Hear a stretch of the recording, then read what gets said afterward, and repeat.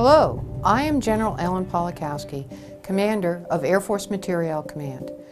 Today I would like to focus your attention on a subject of critical interest across the Department of Defense, cyber resiliency for Air Force weapon systems. While much effort has gone into protecting our networks, we must also ensure that our aircraft and other weapon systems are protected from the growing cyber threat. Addressing this dynamic and ever-changing threat is an integral part of the Air Force Materiel Command mission to deliver and support agile war-winning capabilities.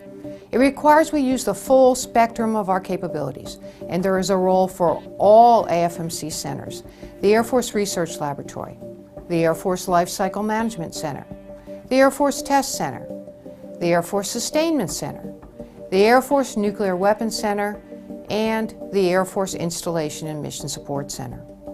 We will embed cybersecurity and cyber resiliency early in our programs, throughout all of the phases of the life cycle and across all functional areas.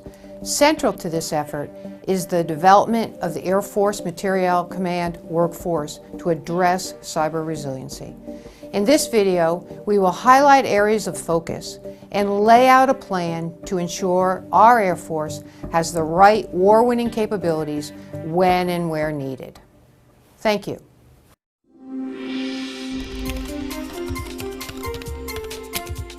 With the headlines, I'm Staff Sergeant Tracy Keller.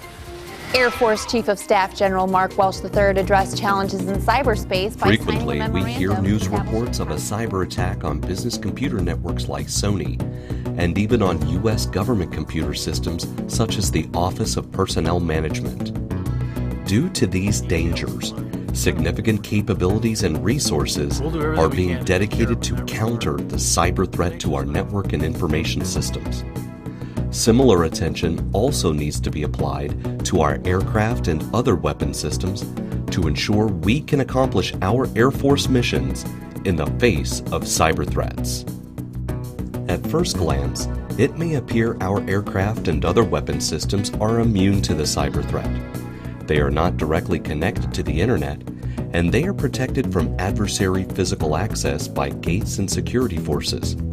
However, today our aircraft and other weapon systems are critically dependent on software and computers. Therefore, just as we do for our network and information systems, we must apply basic cybersecurity best practices and tenets to our weapon systems, while striving to design in cyber robustness and resiliency during modifications and new system development.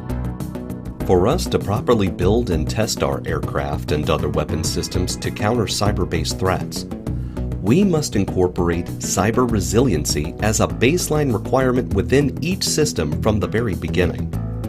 This means capturing cybersecurity and cyber resiliency as a fundamental requirement in key acquisition documents, such as the Capability Development Document, Request for Proposal, the Program Protection Plan, and the Test and Evaluation Master Plan, just to name a few. We must counter or mitigate the cyber threat with systems that are born from cyber-resilient requirements, and which undergo rigorous testing against the most up-to-date Intel-validated threats. Establishing cyber requirements from program inception will avoid the cost and complexity of adding such capabilities late in development or after fielding.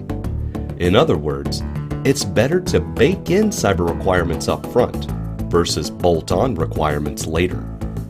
Air Force Materiel Command will play a central role in protecting our legacy aircraft and other weapon systems, as well as new acquisition systems from the cyber threat. Specifically, the Air Force Research Laboratory will discover and develop new capabilities that will enable our systems to remain effective against the cyber threat. The Air Force Life Cycle Management Center, which fields and supports all of our weapon systems from cradle to grave, will use AFRL-developed and other technologies to ensure our system's war-winning capabilities. The Air Force Test Center will evaluate our weapon systems' performance in a cyber-contested environment.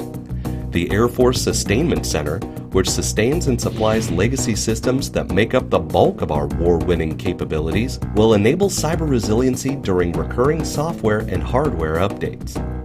The Air Force Nuclear Weapons Center will effectively address cyber resiliency so that they can accomplish their nuclear deterrent mission. Throughout this process, the Air Force Installation and Mission Support Center will provide essential support to our AFMC centers and commanders worldwide. Cyberspace is a rapidly advancing domain. However, addressing the cyber threat to our aircraft and other weapons systems does not require a unique process. To build cyber-resilient systems, we must follow our familiar acquisition processes while ensuring we integrate cyber resiliency into those existing processes. Cyber resiliency must not be seen as the unique responsibility of those that provide network defense for information systems. Everyone that plays a role in the acquisition lifecycle, whether program managers, engineers, contracting officers, financial managers, test and evaluation personnel, or logistics managers, must be cyber aware and consider cyber in their given functional areas. On 20 March 2015, Chief of Staff General Mark Welsh directed the Air Force to focus operations to include robustness and resilience of systems that are critical to Air Force core missions in and through cyberspace. In response to the call for action by the Chief of Staff, SAF-AQ established the Cyber Campaign Plan with multiple lines of action. One initiative in particular will directly impact airmen across all functional areas: the Cyber Workforce Development. The primary goal of the Cyber Workforce Development Initiative is to have a cyber-savvy workforce capable of integrating cybersecurity measures into all phases of the acquisition process, resulting in the delivery of cyber-resilient aircraft, weapons, and support systems to the warfighter. Good afternoon. My name is Matt Dever. I'm the Associate Director here at the Center for Cyberspace Research, and today we're going to be doing the Cyber Workforce Development Initiative will identify cyber-specific competencies for the acquisition workforce and map those to cyber education and training resources. Where competency gaps are identified, existing courses will be improved or new courses will be developed to address this shortfall.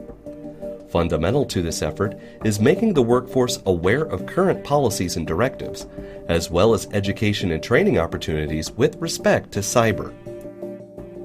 Hello, I'm Lieutenant General Arnie Bunch, Military Deputy for the Office of the Assistant Secretary of the Air Force for Acquisition. As you've seen in this video, each of you involved in the acquisition process must be cyber aware and incorporate cyber resiliency considerations within your given functional areas. Agility is a guiding principle for our Air Force to address current and evolving threats. We certainly must apply this principle as we deal with the evolving cyber threat to our aircraft and other weapon systems. To that end, resources are on the way to equip our acquisition workforce with the knowledge, skills, and abilities to incorporate cyber resiliency within your functional areas. You will hear more from us as we chart the way forward. Thank you for your attention, and thank you for what you do each and every day to make our Air Force successful.